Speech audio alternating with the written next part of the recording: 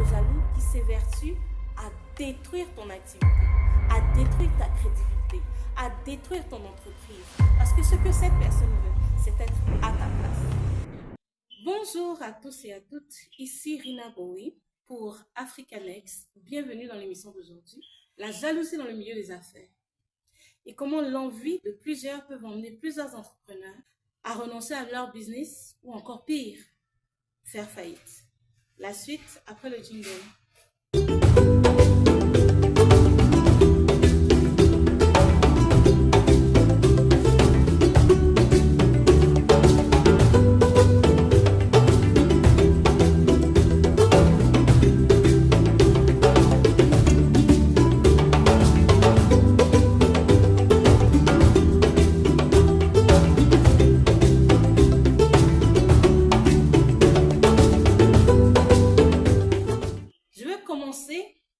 Le thème d'aujourd'hui par une histoire. Il s'agit de l'histoire de Hawa, une jeune mère célibataire ici à Abidjan, arrivant à peine à joindre les deux bouts. Une idée lui passe par la tête, alors qu'elle sait que le chemin qui mène jusqu'à chez elle est très passant et qu'il n'y a aucun restaurant, aucune entreprise dans le secteur. Hawa décide d'ouvrir un kiosque d'APF, à checker poisson frit. Plusieurs d'entre nous aussi nous lançons d'abord dans des petites activités comme celle-ci dès le départ. Alors que Hawa lance son activité, elle en informe sa meilleure amie Nina en lui disant que voici Nina, j'ai l'idée d'ouvrir un kiosque d'APF pour pouvoir permettre aux gens du quartier de pouvoir manger à midi et aux enfants qui viennent à midi de l'école de pouvoir aussi se restaurer. Sa meilleure amie Nina, qu'elle connaît depuis l'enfance, la décourage. Mais Hawa, tu as quel budget pour faire APF? Tout ce qu'il te reste, c'est à peine ton loyer du mois. Tu vas faire APF et si ça ne marche pas, comment est-ce que tu feras pour nourrir ton enfant? Mais Hawa a en elle la conviction qu'elle doit commencer. Donc elle tente le tout pour le tout, prend ses derniers 100 000, va acheter une cargaison de poissons, acheter une cargaison d'atchéké, les ingrédients nécessaires à sa préparation. Elle aussi demande un kiosque dans un endroit passant de la rue et commence à faire son aide. Elle se rend compte que de plus en plus, les gens réclament ses plats. De plus en plus, les gens cherchent à venir acheter chez elle sur l'heure du midi. Même les patrons qui sont dans les boîtes sur l'heure du midi descendent pour pouvoir manger la nourriture de Hawa. Hawa commence à se diversifier. Elle offre maintenant du poulet, elle offre maintenant du porc. C'est alors que Nina, constatant que la bourse d'Hawa commence à augmenter, ainsi que sa bonne réputation dans le quartier, vient voir Hawa. Elle lui dit, mais Hawa, tu constates que moi-même, je n'ai pas d'activité. Je suis là, je n'arrive à peine à faire quoi que ce soit. Hawa, aide-moi, parce que j'ai vu que tu as réussi et tu es mon amie depuis longtemps. Aide-moi à pouvoir moi aussi ouvrir mon activité. Et Hawa, ayant bon cœur, expliqua à son amie Nina comment elle fit pour aller repérer ses différents fournisseurs, apprêter les choses, comme elle faisait avec les clients, comment elle leur parlait, et lui donnait quelques petites astuces. Parce qu'à un moment donné, l'activité d'Hawa prenne tellement de l'ampleur que Hawa est maintenant capable d'ouvrir un magasin. Elle a même des employés supplémentaires. Les gens peuvent maintenant s'asseoir et venir manger au coin chez Hawa. Nina, voyant cela, dit maintenant à son amie, tu sais Hawa, ça fait maintenant plusieurs temps que je travaille avec toi. J'aimerais moi aussi être comme toi, une femme indépendante. J'aimerais aussi ouvrir une activité. Hawa, contente pour son amie, l'encourage. Ah, tu fais bien. Qu'est-ce que tu voudrais faire? Ah bon, comme je connais juste APF, je vais faire APF. Hawa, étant un peu irritée par cela, n'a pas voulu le montrer à son amie. Elle ne comprend pas comment son amie peut vouloir faire le même business qu'elle. Mais elle se dit de toute façon, ce n'est pas grave. Si elle le fait dans un autre endroit, ça ne peut pas me faire de mal. Quelle ne fut pas sa surprise, quelque temps plus tard, que Nina vienne la voir en lui disant qu'elle aussi voulait ouvrir un kiosque de nourriture. Elle constate que non seulement son amie Nina ouvre un APF, mais en plus de cela, Nina vient s'installer juste à côté de chez elle. C'est-à-dire le coin de chez Hawa est ici, et il y a juste à côté un coin chez Nina. Un jour, un client revient se plaignant de la nourriture. Elle demande au client, mais que se passe-t-il? Le client lui dit, mais c'est abject. Comment pouvez-vous mettre des insectes dans ma nourriture? Hawa, étonnée, dit, mais c'est impossible. Moi-même, je contrôle tous les aliments. Moi-même, je vérifie que toutes les choses qui sont servies ici sont des choses de qualité. Comment pouvez-vous me dire qu'il y avait de l'insecte dans votre nourriture? Et le monsieur lui montra, et elle s'excusa et lui offrit un remboursement. Et Hawa décida d'investiguer pour voir quelle était la source de ce problème, mais elle ne trouvera aucune raison palpable. Elle renvoya même son employé pour en prendre de nouveau, mais elle ne trouvera toujours pas la solution à ce problème. Elle constata maintenant qu'un mauvais bruit s'était répandu sur elle dans la ville. Mais celle-ci, elle fait la sorcellerie. Si tu vois que son activité marche, c'est parce qu'elle fait telle pratique. On a même retrouvé telle chose dans la nourriture. Et petit à petit, une mauvaise réputation se répand sur elle dans tout le quartier. Un peu de temps plus tard, elle se rendit compte qu'on avait déposé un gris-gris devant chez elle. Elle fut effrayée. Elle se demandait mais qui pouvait lui en vouloir autant. Et elle parla bien sûr de ses soucis à son amie Nina. Non, ça va aller.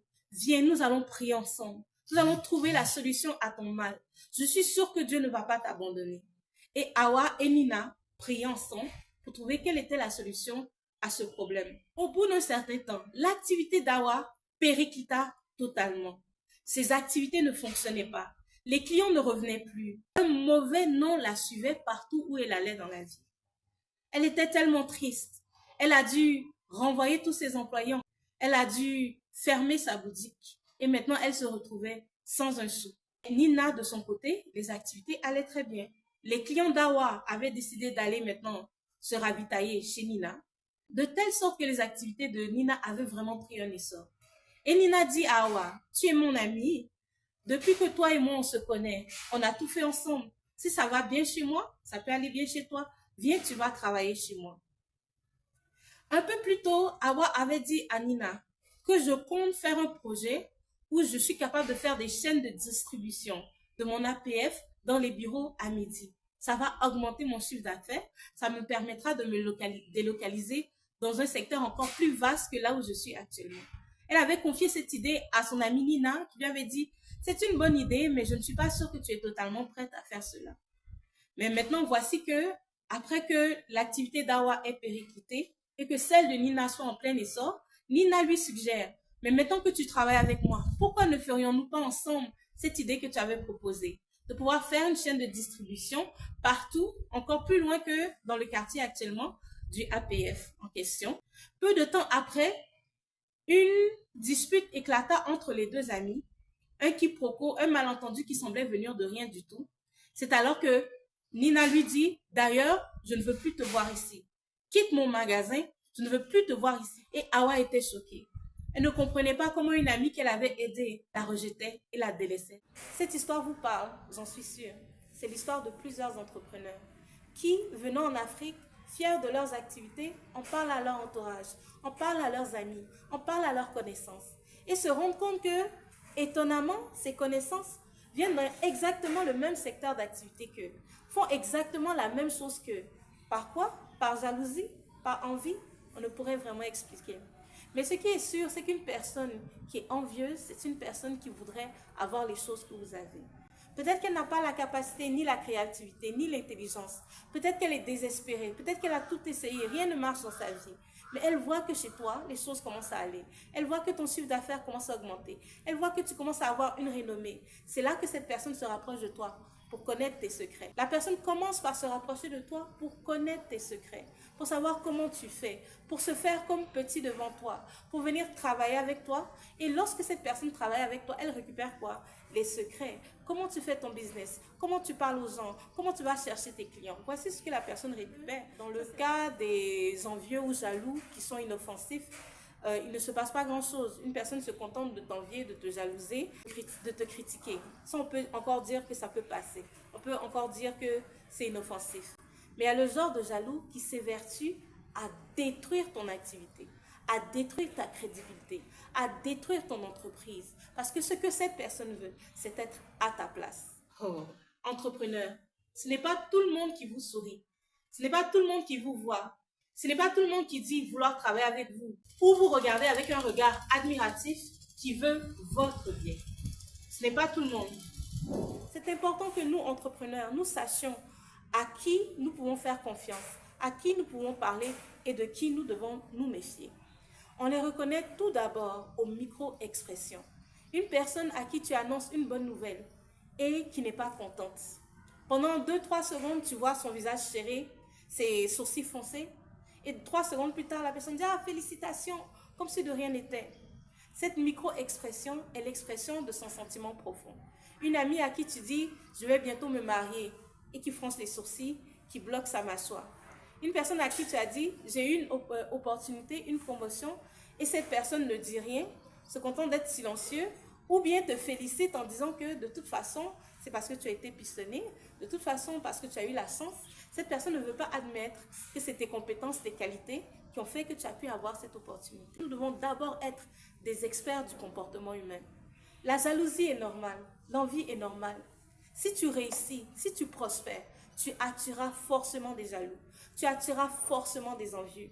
Mais il s'agit de toi de savoir comment gérer cette nature humaine. Lorsque tu vois une personne qui ne te complimente pas sincèrement, qui ne te parle pas avec sincérité, contente-toi de t'éloigner et de ne pas confier tes secrets d'affaires à cette personne.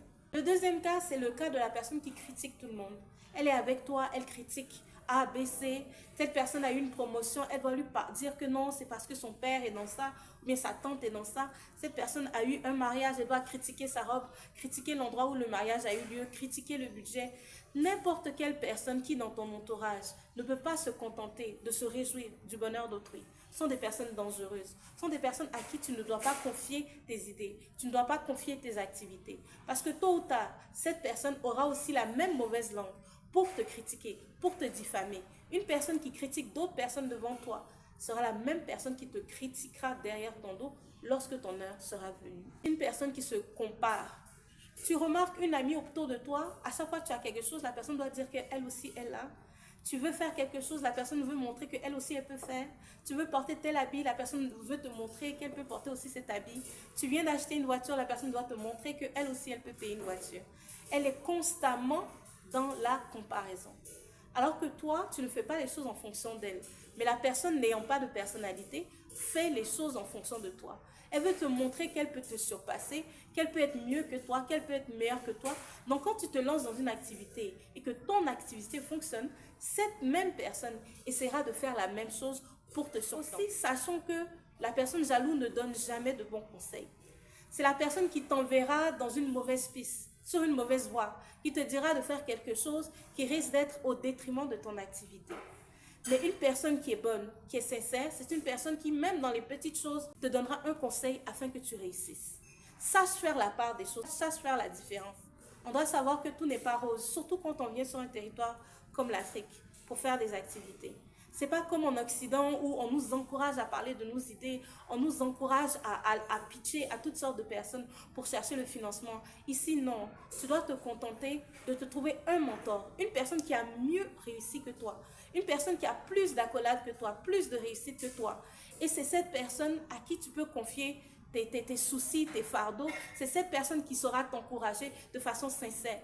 Un grand défaut que nous avons, nous les entrepreneurs, c'est d'être trop fiers de notre travail, trop fiers de nos idées, trop fiers. Et nous commençons à en parler à tout le monde, à qui que ce soit une personne proche, un ami, un collègue. Gardez vos idées pour vous-même. Rien ne sert de partager vos idées, vos ambitions à qui que ce soit. Pourquoi? Pour montrer que vous avez réussi. Mais votre succès parlera de lui-même. Pourquoi commenter? Pourquoi parler? Pourquoi échanger avec des personnes que vous ne savez pas leurs propos ni leurs intentions cachées? Il conviendrait plutôt d'adopter l'attitude sage, celle de ne pas parler de ses réalisations, celle d'être comme un agneau inoffensif, comme s'il était étonné, comme s'il ne savait pas. Vaut mieux pour toi que l'on te minimise, que l'on te néglige, que l'on te craigne et que l'on te mette des bâtons dans les roues. Sachez qu'il y a une attitude à avoir pour réussir en Afrique. Sachez que vos idées, vous devez les garder pour vous. Sachez que le plan que vous avez, vous devez le garder pour vous. Même à vos employés, vous ne devez pas partager. Parce qu'il existe certains employés qui viennent dans votre entreprise pour vous espionner. Pour espionner ce que vous faites, pour aller chercher vos clients, pour faire en sorte de fermer votre entreprise et de pouvoir repartir avec vos clients. Donc faites la part des choses. Faites la part des choses. Soyez stratège, soyez intelligent. C'était Rina Bowie pour Africa Next. J'attends que vous commentiez. Est-ce qu'une situation comme ça est arrivée dans votre vie? Qu'avez-vous fait pour gérer avec la personne qui était jalouse et envieuse? Qu'avez-vous fait et comment vous en êtes-vous sorti? On se voit très bientôt. N'oubliez pas de vous abonner sur ma page Africanext pour d'autres thèmes, d'autres thématiques. Et passez une très bonne journée. Bye.